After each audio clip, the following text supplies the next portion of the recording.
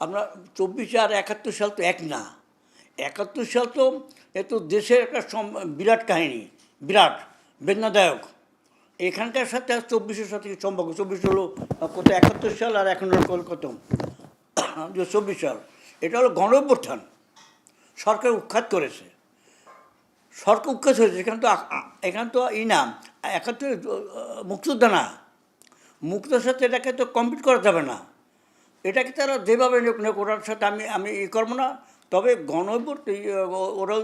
গণ অভ্যুত্থানে দেশটাকে একটা সরকার উৎখাত করেছে সংগ্রাম করা, এটা তাদের চিন্তা, তারা কী করবে। কিন্তু মুক্তিযুদ্ধের সাথে এটার সাথে কোনো সম্পর্ক থাকতে পারে না, আমি মনে করি না।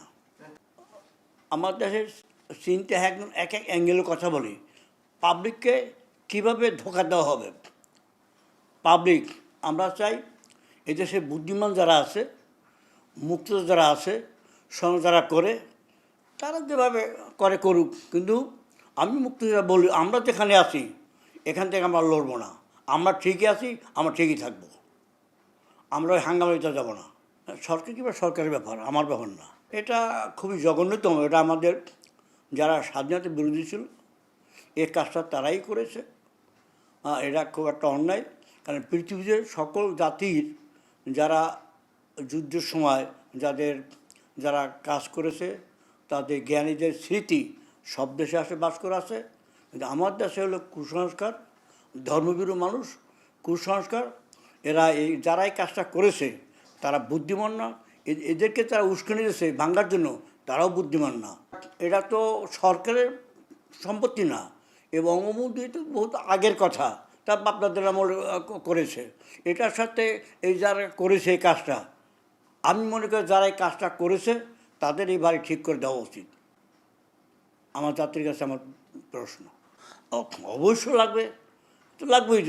যে ব্যক্তি স্বাধীনতা সংগ্রামে যিনি সংগ্রাম ঘোষণা দিয়েছেন, এবারকার সংগ্রাম স্বাধীনতা সংগ্রাম, সেই ব্যক্তির বাড়িটা ভাঙবে, এরা কি একটা সচেতন ব্যক্তি? এছাড়া কুসংস্কার, যাগো মানে বুদ্ধি, মাথা বিচার কোনো ব্রেন নাই, তারা এই কাজটা তারা করাইছে। কিন্তু তারাই একদিন অনুভব করবে যে আমরা এক কাজটা ভুল করেছি, একদিন অনুভব করবে তারা।